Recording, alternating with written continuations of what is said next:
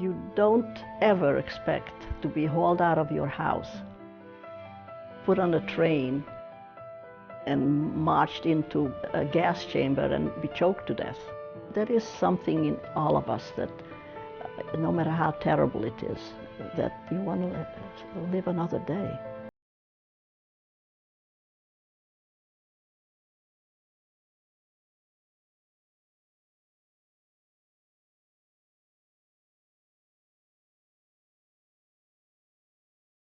Weiss is about to speak to an auditorium filled with students at Woodson High School. It's not the first time she's done this. As a former teacher, she has spent a lot of time talking to students. But these days, her lessons for students are quite personal. She's sharing her own story, the story of how she survived the Holocaust. What made you decide to kind of talk about it and do presentations? Well, I couldn't talk about it for at least 25 years. I really was sweaty palms and pounding heart. There was no way. You know, you can tell your parents were killed, you can tell your parents died, but you can't tell that you arrived to a place where the reason for being there was to be killed, and all the rest that went with it. So, and I didn't talk about it for a long, long time. But that horrific time in history should be passed down to the next generation. So that is why I'm speaking, to make sure that people know it and think about it and analyze it and learn from it. Irene's story begins in a small town in Czechoslovakia in the 1930s. She lived there with her father, who ran a lumber yard, her mother, who stayed at home with the children, an older brother, an older sister, and 3 younger siblings. During her childhood, Irene and her family lived a very normal small-town life until the Nazi Party began to take hold across Eastern Europe. In 1939, the Germans annexed part of Czechoslovakia. The Hungarian government followed suit and annexed the area where Irene lived. Hungary had already embraced many of the Nazi beliefs. Suddenly, Irene's Jewish family had become subjects of a very anti-Jewish government. They were Hungarian Jews. Almost immediately, things in Irene's town began to change. Hungary joined alliance with Germany, and so everything became Nazified. But I did go to Hungarian middle school by this time, and that's when I was 12, 13, where we had to wear a yellow star on our clothes. And so, you know, that was like a target, and certainly wasn't safe. It was a small farming town, and the 6th grade was the end of education. So our parents were very keen on sending us for more education. So as we got to be past 6th grade, by this time I was the 3rd one who was sent to the big city to commute. And I actually went on a train, which was most unusual. It was a one-track railroad town, and sometimes I was the only one getting on and off. And the farmers went by horse and buggy, you know, wherever they needed to go. And so I was traveling for a while where the train was full of soldiers and crowded and all that. But with the yellow star, I remember for a while I would pin the star on instead of just sewing it on permanently. I'd pin it on and walk to the train because I wasn't afraid in my town with it. When the train came, I took it off and put it in my pocket. And then I would, in the big city where I had to walk from the train to the school, I didn't put it on because there I had no protection whatsoever, you know. But this only lasted a few trips because once they stopped, they threw us out from school. There was no reason to go anymore. But it was a terrible thing because you were marked, you were a target. The Nazis were slowly separating Jews from society, forcing them to wear a yellow star, banning them from schools, and using propaganda to portray them as the source of society's problems. Unfortunately, too many people were falling for it. The farmers' young sons who suddenly had power All they had to do is put on a swastika band on their arm, and they were like deputized. They were the law. And so, and from other towns, these young guys would roam around and go to do harm to Jews. You know, they'd pull out an older man from the family, they'd think it's a good sport, they'd cut his beard, and anything like that was permitted, and the police would stand by, you know. So, and nobody felt secure anymore. One day I was coming home from visiting my grandparents with my father. I was on the train, and the train is a 5-minute ride, you know, and these young hoodlums, see, my father had a beard, a small, trimmed beard, but beards were not popular. I mean, there wasn't, only Jewish men had beards. Today, that's different. And so on the train, they came up to him, a couple of them, and they started talking to each other like, well, what shall we do? Wouldn't it be fun to throw him off the train? And laughing and carrying on, beginning to poke him and things like that. Nobody in the train said anything. Nobody lifted a finger or a voice, you know. I was like 12 and a half or something, and terrified. But looking out the window, I could tell we're approaching home, and that's exactly what saved my father. They were ready to throw him off. Nazi practices included a systematic removal of all Jewish influences. Jewish businesses were marked and patrons were discouraged from entering. Irene's father lost his lumber business because it was seized outright by the Nazis with no compensation. Jewish citizens were suddenly forced to prove their citizenship in Hungary. To prove it, they had to have Nazi-approved documents, and the Nazis made those documents difficult to obtain. Jews who couldn't prove Hungarian citizenship were deported. Even though my parents and grandparents were citizens, they put in every kind of handicap possible. My father actually spent a lot of time trying to acquire that by going from office to office and paying for everything.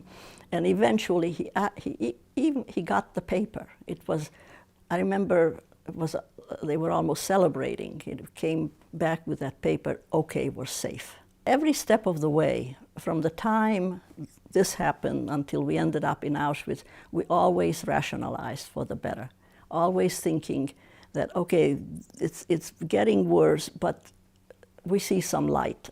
You know, people just can't accept the worst. And so here we had this paper, and we're safe. Except don't show yourself in the street, you know, don't get involved with the law in any way because they won't protect you. Nobody was safe. Even school kids, the younger ones than in high school, say, I have my rights. You know, you hear that in classroom. Well, what if you don't have any rights? And the police are on the other side. They don't protect you. They stand by while people do you harm or take out anything from your home. It's a very difficult concept that we were guilty of something. We were guilty of being alive just by virtue of being a Jew. You were hunted. The German laws enforced in Hungary were only the beginning of the persecution of Hungarian Jews. The Nazis had created a comprehensive plan called the Final Solution of the Jewish Question. It was Nazi code for the complete annihilation of the Jewish people. By 1941, Hitler's SS and police forces had become mobile killing units, initiating the first large-scale murder of Jewish citizens, both by firing squad and by mobile gas vans. In 1942, concerned that their existing killing methods were not efficient enough, the Nazis had completed 3 extermination camps in Poland. In April 1944, having already exterminated millions of Jews throughout Europe, the Nazis turned their attention to the last Jewish community that remained, 500,000 Jews in Hungary. The war was almost over, but the final solution was proceeding with speed and efficiency. We had heard rumors of mass shootings of Jews in Nazi-occupied Poland, and in the Ukraine. Then in the spring of 1944, local officials announced that the Jews in my town had 24 hours to get out of their homes with one suitcase each and assemble at the town hall. We had no idea what would happen to us.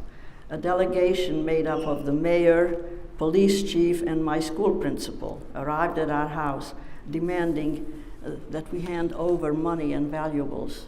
People always say rationalize, okay, so we give them some money and jewelry and okay, just leave us alone type of thing.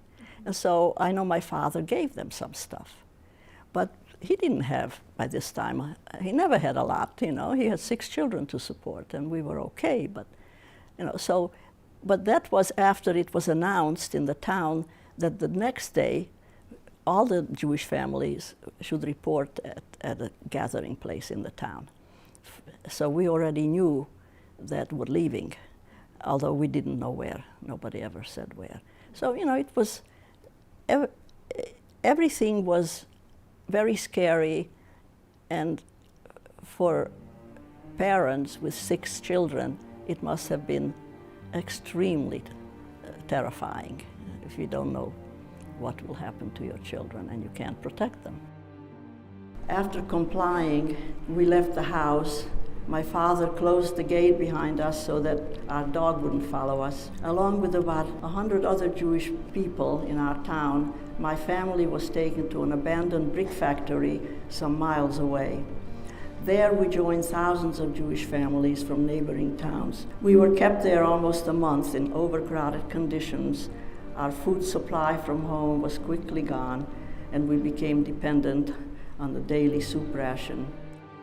Nazis ordered Jews to gather in a common area, leaving the bulk of their possessions behind for Nazi confiscation.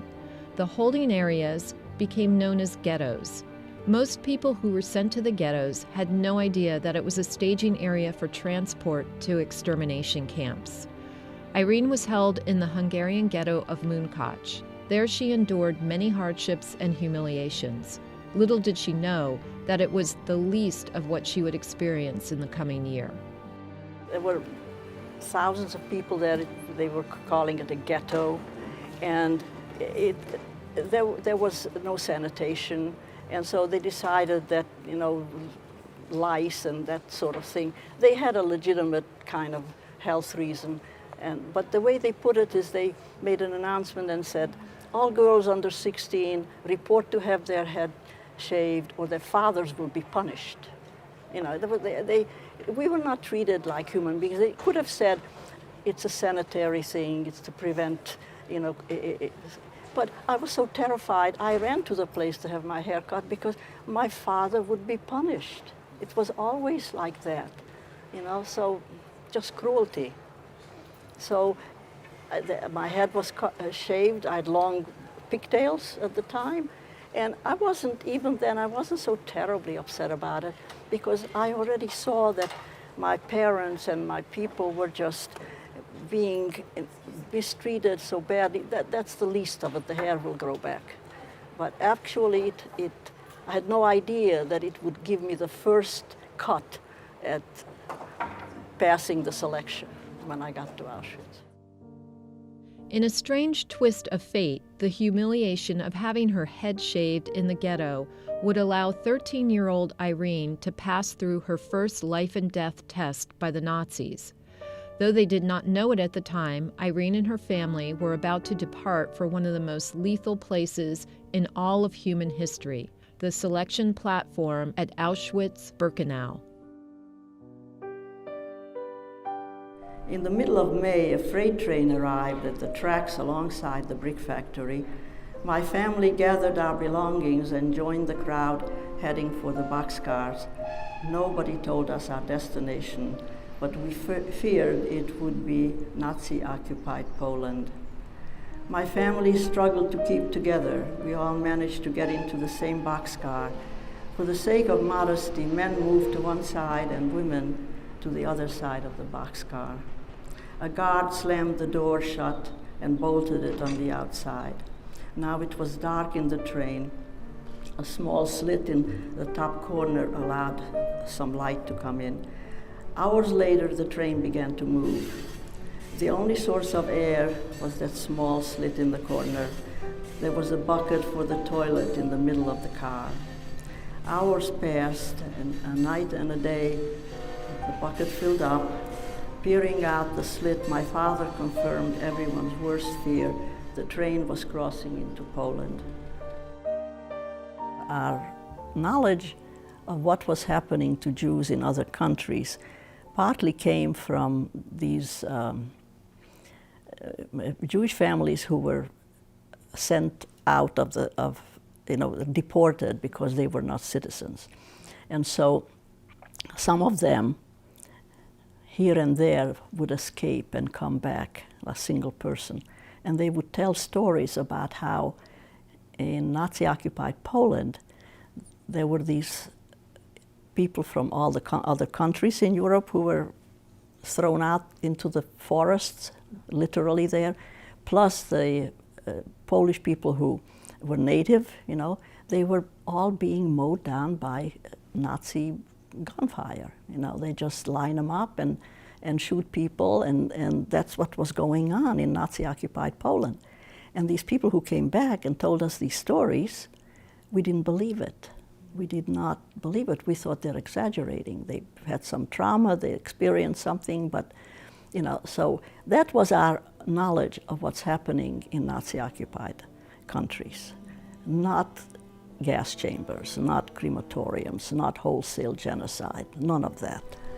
Finally, the train stopped. We are at some kind of a camp, my father announced. There are barracks here. This must be a work camp. Relief flooded over us. We were not going to be shot in the forest in Poland. Most of the people on the train with Irene were unaware that extermination camps existed.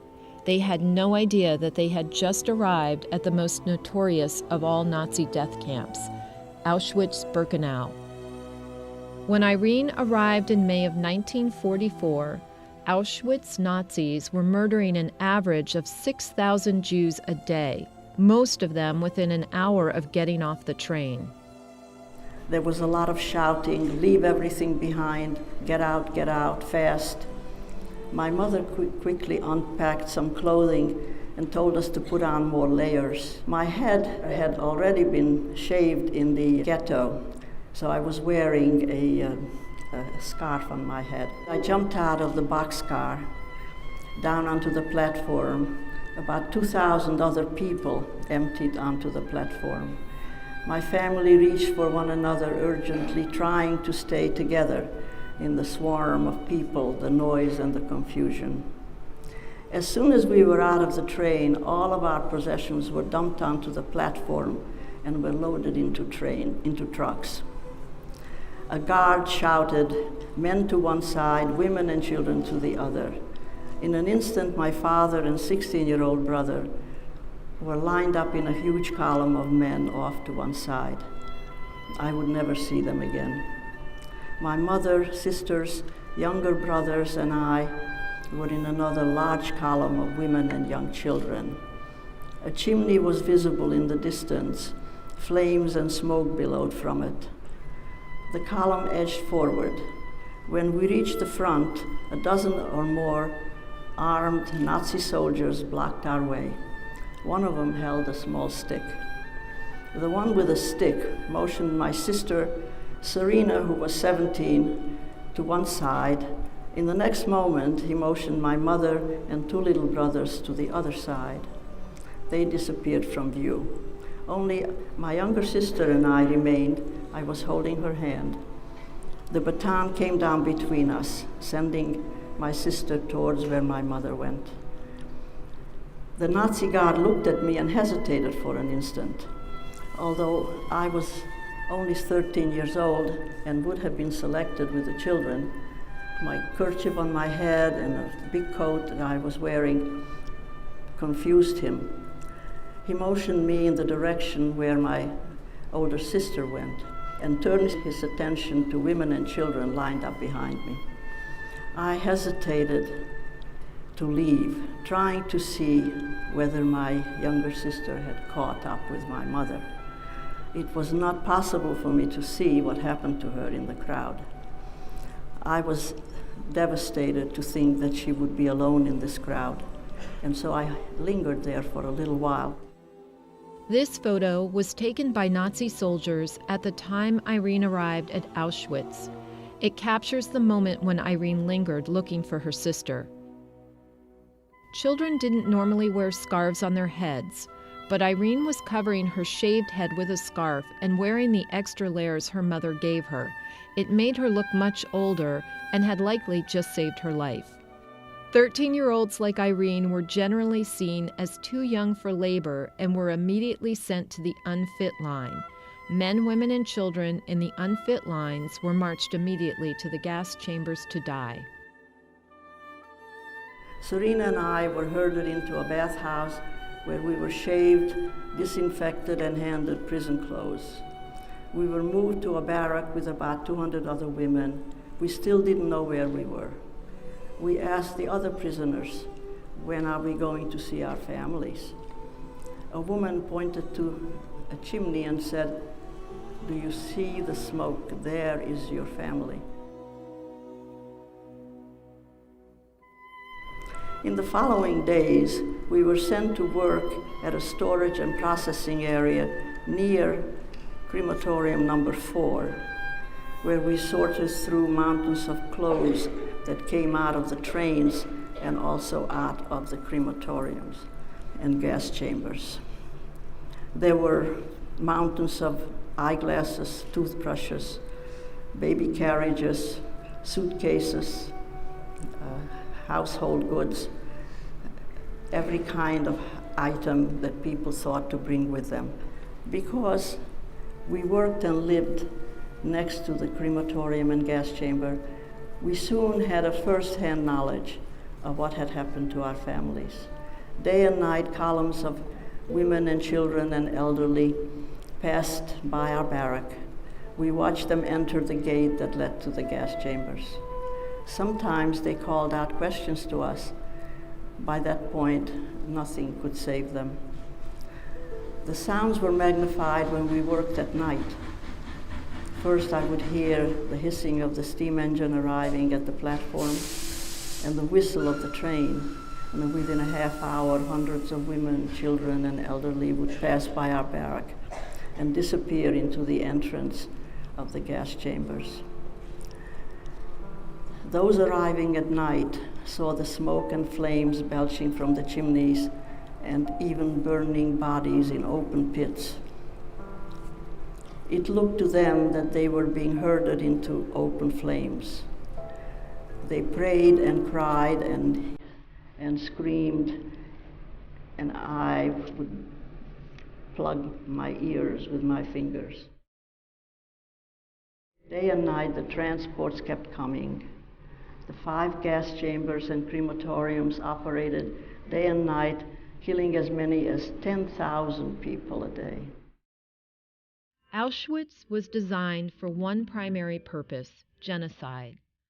Blueprints of the facility showed deliberate designs implemented to make large-scale gassing and cremation an efficient operation. The sheer number of murders that took place there on a single day was inconceivable, even for someone who witnessed the horror firsthand. I was at a window, I was looking, I saw them. They even called out questions to us. I saw these women, these beautiful little children, babies, sitting on the road waiting their turn. And I would, my eyes saw it, my brain didn't accept it, and my whole system didn't accept it. That's how I think I coped. And not just in retrospect, but I know that I did not have the ability to absorb it. Although they were already losing the war, the Nazis seemed even more determined to murder as many Jews as possible. Irene and her family were among the more than 424,000 Hungarian Jews deported to Auschwitz in just 8 weeks. The killing machine quickly reached capacity. The killing was backed up. 5 crematoriums, gas chambers, worked day and night, but it still was backed up. And so these people are waiting their turn. They're at the gate, and they have no idea what they're waiting for. And that is my mother. And these 2 little boys next to her are my 2 little brothers. And they have no idea, but they are waiting their turn. And searching for my sister, she is not in the picture. Although I certainly understand what happened to all of them, it is still a painful thing to think that she was having to go through this terrible time by herself. The selection never ended. In Auschwitz, every day there was a selection, not just at the train ramp when people arrived. That was the biggest selection. But after that, they constantly looked to see if they missed somebody, especially children like me. And so every single day, I was in great jeopardy. They would line us in the morning. The routine was that they threw us out of our barracks at 5 in the morning for counting. It was a way of really torturing people. 5 a.m. in the morning, you're thrown out, lining up in rows of 5, and just standing there until about 9, 10 o'clock, when the German delegation would come out, all dressed up in their nice, clean, warm uniforms, having had breakfast and so on, and they would come and count us. And after that, we would be dismissed. And so every time there was this lineup every morning, they had a chance to look down that row and pick out the young ones they missed, the sick ones they missed, or someone who just they didn't like. They wanted some slave labor out of it, but as soon as you looked like you weren't capable of working, you had to be killed. When people were brought in there, the very first thing they did at the train platform is to separate children, babies, and their mothers, and kill them within a half an hour to an hour upon arriving. So there were no children in that place, and I, who was just 13 years old, was really considered a child. And I was not slave labor material. So I was never referred to as a child. The word child was not to be mentioned. We were very much aware that if they pull you out, you're going to die. And suddenly that becomes your life. And then you're also distracted by all the incredible, inhuman things that are happening to you. Added to that is starvation and all kinds of other humiliation. And suddenly you're very confused and very unsure of. I, as a child, I really thought that I was not even on this planet. I didn't think I was on Earth. Nobody knows this is here. Nobody can possibly know that when the trains come in, that 90% of the people are killed immediately, and there is a facility here just for that. This is just a place for killing, so it can't be on this Earth. I was terrified every moment of my time in Auschwitz. I look back and I think, oh, I was kind of brave, wasn't I? I was okay. Well, it seems like I wasn't. My sister tells me I cried all the time. I was absolutely terrified because I knew that they were looking for me, so to speak, but just everything, the hostility that was thick, you know, and that we were subhumans, we were dehumanized. That is such a terrible feeling that you can't, that you're most afraid of your fellow man. You know, I should have been in school and not in Auschwitz. Why was I there? And why was my father and family, why were they there? You know, people minding their own business, raising families. Irene says that the system of terror that the Nazis instituted is still difficult to comprehend. In a matter of months, she had gone from being a normal teenager to a prisoner in horrendous conditions in a place where she watched hundreds of people march to their deaths every day. She knew by now that her mother and siblings had been sent to the gas chambers. Although her father had survived the selection platform, she learned that he too had been killed. Her parents, her siblings, her home, her friends, everything she knew as normal was gone. We came from civilization. Certain things were expected. Certain things were normal.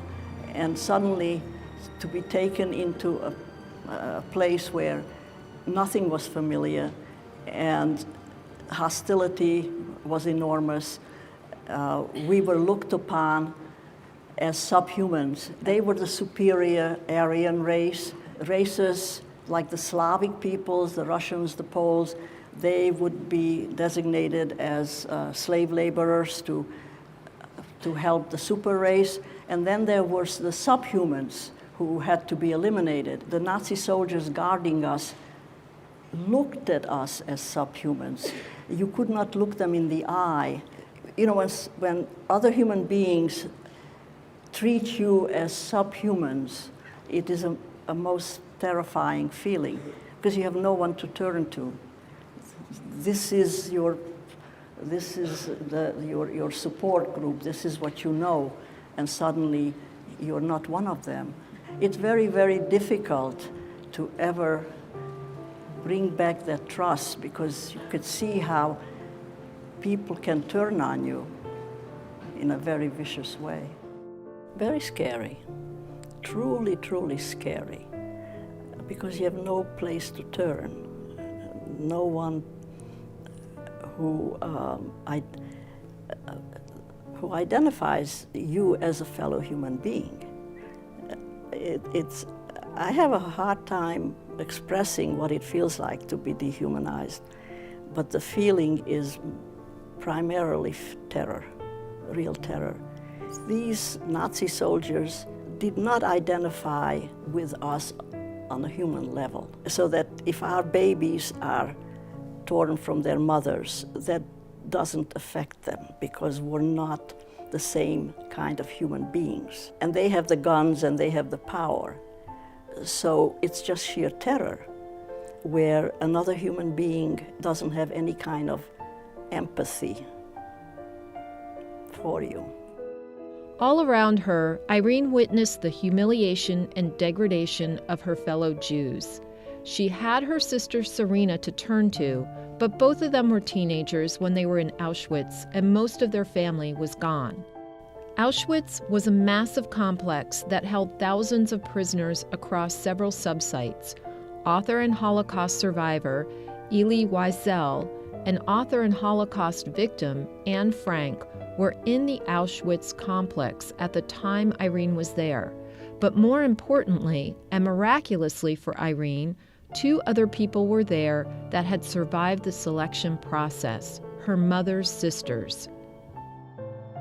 And they were exceedingly wonderful people, especially one of them who had a way about her to make you feel safe, to remind you that you are precious to her, that she remind you that you are her sister's daughter and not a subhuman being. And I didn't feel so totally alone with her around. To me, she is one of the angels. She died not so long ago. She did survive the camps, but she was one of the human beings who in those circumstances maintained her humanity and helped for others to maintain theirs. Irene would need every ounce of her humanity to survive what was to come. By 1945, Germany's defeat in the war was inevitable, but the Nazis were determined to torture the Jewish people until the bitter end. As the front lines approached their outlying camps, the Nazis forced prisoners on death marches deeper inside their borders. Irene, Serena, and their aunts were forced out of Auschwitz on a death march towards the Ravensbrück camp. They ended up just west of Ravensbrück in a camp called Neustadt Gleba, nearly 450 miles away. This definitely turned out to be a death march. We were not fed or taken care of in any way. Anyone who fell from exhaustion or sat down was shot. Took us on the highways in January, the snow, the cold, terrible. The road was filled with people being taken deeper into Germany. Our numbers were just totally decimated because they took us, first of all, on the road for days and nights. There was no facility, no food, no water, nothing, and no shelter. And then occasionally they would stop us in another concentration camp, which was already overloaded. Our last trip was in open cattle cars in the winter. We ended up near Hamburg in a camp where, again, the system just didn't function anymore. And we ended up really starving there for 5 months. And my mother's 2 young sisters were with us all this time, and one of them now caught typhus, and she was taken from there back to a place, to Ravensbrück, which had gas chambers. This one didn't have. And then at the very end, almost at the very end, my sister was picked out because she was already like a skeleton. And then I volunteered to go with her because I couldn't bear staying alone. Irene knew what her choice meant. Although she had survived the most brutal of concentration camps, the constant threat of discovery by Nazi soldiers, and a forced death march in the bitter cold of winter, she did not want to go on without her sister. She knew that they would both be sent to the gas chamber to die. They put us with other women selected into a room awaiting a truck to take us to a killing area, because this camp didn't have a gas chamber. But perhaps because of the approaching Russian front and the resulting chaos, the truck never arrived. We actually, my sister and I, survived that day, and survived altogether because that truck didn't arrive that day.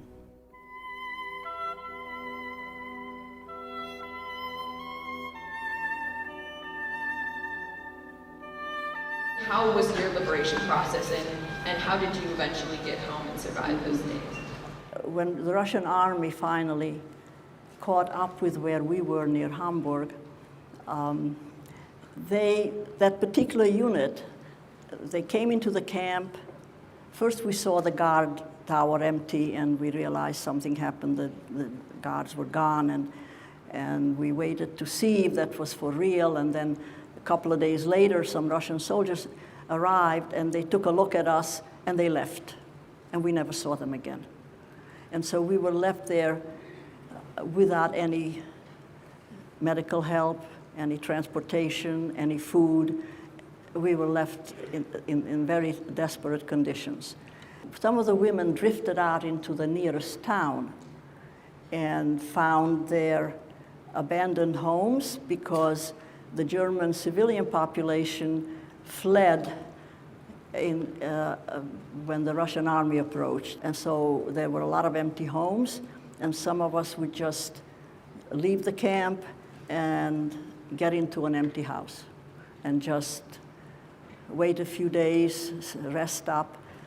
You know, there was nothing to eat. There was nothing, no medical supply or anything. We found a hospital in the town, and some of us entered the hospital just to rest. It took some time for Irene and her fellow survivors to trust that they had, in fact, been liberated, that they were to go free. Every freedom had been taken from them in the world that they had come from, even the freedom to have a family and to be a child. From my immediate family of 8, only Serena, my older sister, and I survived. All 13 of my young cousins perished along with their mothers. When I saw children in the town after the war, I stopped and stared at them. I had not seen children in almost a year and a half. Children were condemned to death in the world I had just come from. After the liberation, how did you get your life back to essentially normal? After a few days, we would say, well, we have to get moving towards home.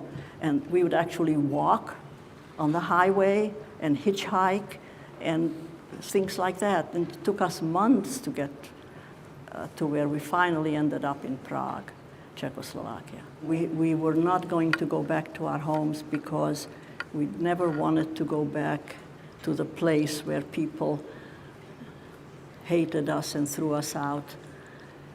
And so what to do next, where to go? And so we stayed in this place for a couple of years, trying to reestablish our identity. We had no identification papers or birth certificates and anything else. Identification papers had to be reconstructed through witnesses. And then we applied to come to this country, and that wasn't simple. There was a quota on how many they allowed in. The bigger problems set in after we were liberated, and yes, you survived, and yes, you look around and everybody is dead, and you have no place to go, and your position in the world has changed enormously. You're not, it's very complicated, especially for people older than me.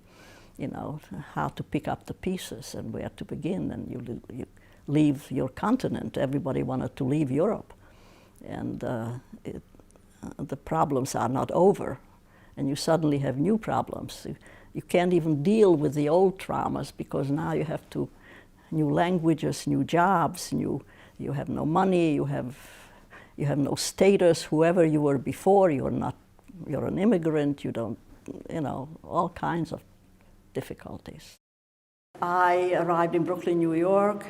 I was 16 by now, and members of the family that I did have, aunts and cousins, they insisted that I go back to school right away because every time after the war, everybody was telling me, you're a child, you must go to school.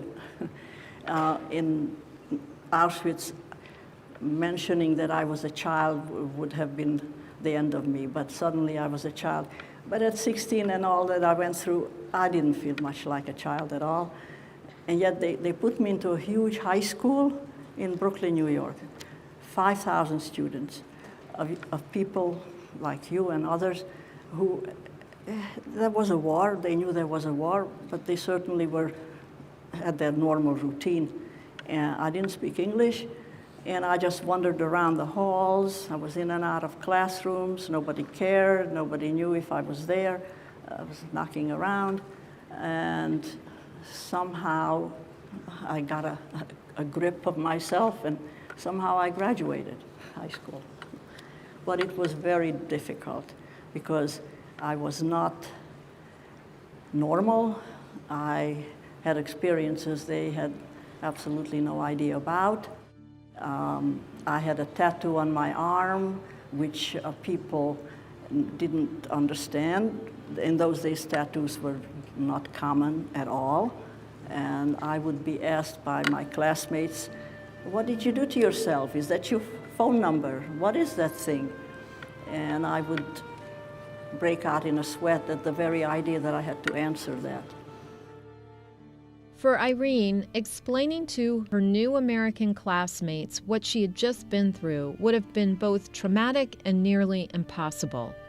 At the end of World War II, many Americans knew very little about the atrocities the Nazis had perpetrated on the Jewish people. How do you begin to explain a situation so immeasurably cruel that it's difficult to comprehend? Having seen how cunning propaganda and teaching of hate can make people believe that genocide is possible and even a patriotic duty, that killing a civilian population, including their children, is necessary, and having witnessed how the best creative minds in the fields of art and medicine and law and business and religion were enthusiastically enlisted in such a fiendish cause under the banner of nationalism, it is really very difficult to continue to have much faith in mankind. Irene, her family, her friends, and all the Jewish people of Europe had been betrayed by their fellow man. The betrayal prompts some of the most troubling questions surrounding the Holocaust.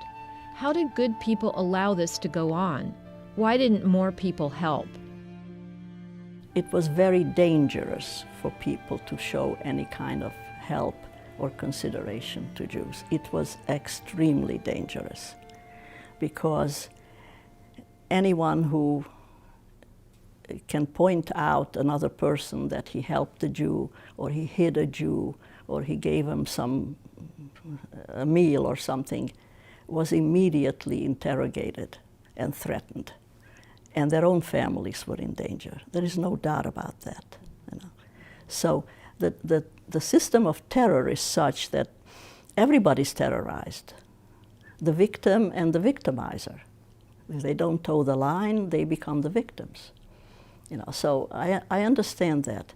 But aside from that, once the propaganda took hold, there was such a fervor of believing that it's right to discriminate and to humiliate and to confiscate their stuff.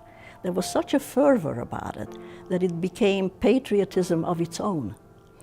And so people eagerly did it. They were eager to catch a Jew who was hiding and take him to the Gestapo, and they would be rewarded for it. So it turned from being victims themselves by not being able to associate with people and express an opinion, to totally falling for it, to believe it. And then even after the war, people would say, how could you have done such and such? It was the law. We followed the law. And the law spelled out all the things you could do to these people. And so it became part of patriotism, part of being loyal. It was no longer something that you didn't want to do. You wanted to do it, and you benefited from it. Irene says that the system of terror that the Nazis instituted, the propaganda they used, and the effect of that propaganda on society are things we should never forget and never stop studying. What happened during the Holocaust was more than a historical event. What I experienced and Jewish people experienced was something extraordinarily evil and extraordinarily different in the middle of the 20th century. That it wasn't part of the war. It was a genocide within the war. And you can't just say, well, it's over, people died in the war. No, this was some kind of a setback for Western civilization. And I don't think it's not only Jews who understand that, because I think it affected Christian religion in a big way, because the Christian Europe should have reacted better to it. It affected morality, the power structure of what people can do to each other. It was just some kind of a breakdown of civilization in a bigger way than just what war can do. War has certain rules. It's not obeyed, but there are rules for war. You have to avoid to hurt civilians, and it doesn't always carry it out, but this had no rules. The rule here was kill and kill and kill, and most of all kill young children so there won't be a new generation, kill childbearing women so there won't be a new generation, kill the old and the sick because they're useless, and confiscate their property and annihilate a whole group of people without ever being charged of any kind of crime. There was something very vicious and subhuman in carrying out such a scheme. So it has to be talked about. Have you ever found it in your heart to forgive the Nazi officers who oppressed you? Well, I will have an opportunity to talk to a Nazi, actually. I'm going to Germany this coming Sunday. I'll be a witness at a trial that is currently going on. The German government is trying a former Nazi who was a young man when he was on the ramp at Auschwitz. Oskar Groening was a Nazi officer stationed at Auschwitz. Known as the bookkeeper of Auschwitz, his job was to collect the money and valuables from prisoners as they arrived on the platform, keep accounts of the monetary value, and send the funds back to Berlin. Groening was 23 at the time, and now at the age of 93, the German government had finally brought him to trial. What they wanted is to find survivors who came from Hungary during the months of May and June 1944. In those 2 months, something like 400,000 Jews from Hungary were delivered to Auschwitz. And the killing just went on day and night. And he was there on the platform at the time doing his harmless little job of collecting valuables from people who were about to be killed. So should I forgive him for what he did so many years ago? I predict that I will not forgive him, because when he saw the atrocities, and he says, I saw atrocities. He says, I saw that the women and children went into the gas chambers, and I saw myself how the gas pellets were dropped through the roof into the chamber, and I heard the blood-curdling screams, and then I heard the screams getting lower, and then there was silence. And I would like to ask him, when you heard that, did you throw up? What did you do? Go back to your station at the ramp and collect some more money and valuables? Irene was one of several Auschwitz survivors that testified at Groening's trial. Though Groening admitted that he is morally guilty for his association with Nazi acts of terror, he insisted that he never personally murdered anyone. For Irene, he was part of the system that murdered her family, and she went to Germany hoping for answers. If he had sat there in his Nazi uniform as a 13-year-old, I would have been terrified, and as an 84-year-old, I would be terrified. But I was looking at an old man and thinking, how could all that have happened? What was he thinking when he was 21, 22, doing what he did? And why doesn't he come forward and say, I'm very sorry, I didn't think, or I was misled, or I was stupid, or I was... Why not come and give people some understanding of what was he thinking? He should hear what his patriotism and his devotion to Hitler caused to people. Irene was able to testify at Groening's trial. She sat 20 feet away from the former Nazi and recounted her family's story. She talked about being persecuted in her town, being deported to the ghetto, and ultimately to Auschwitz, and losing most of her family to the gas chambers. She was able to tell Groening the effect that he and the Nazi regime had on her life. When she finished, he looked at his watch. In the end, Groening was sentenced to 4 years in prison.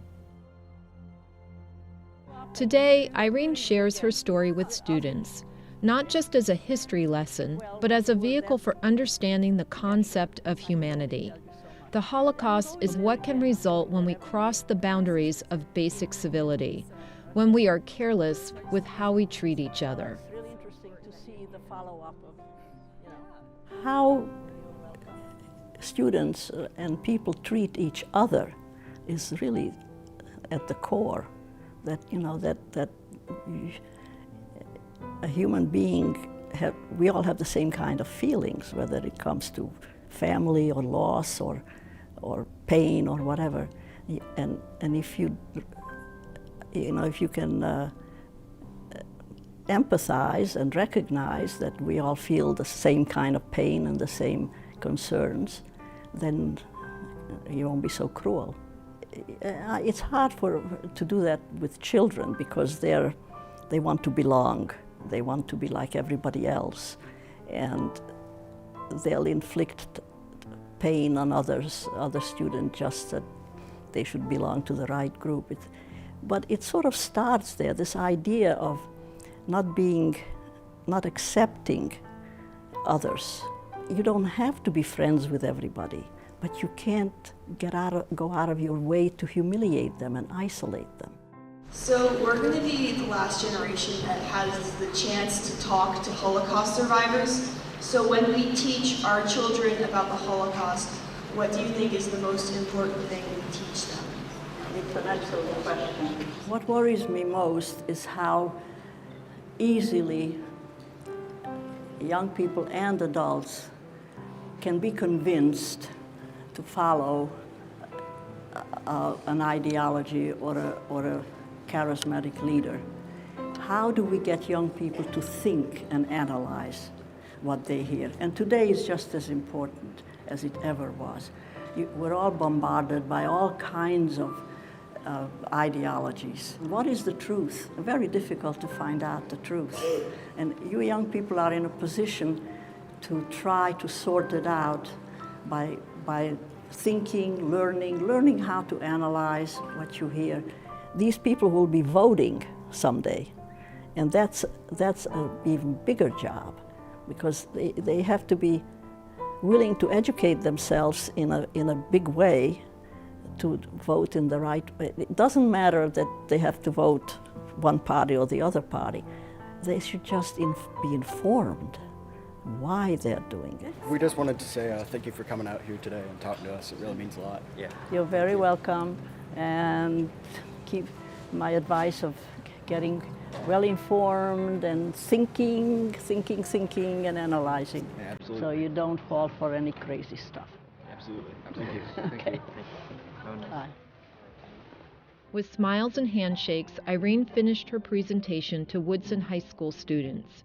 It's one of many presentations she'll do this year, sharing a story that is both painful and important.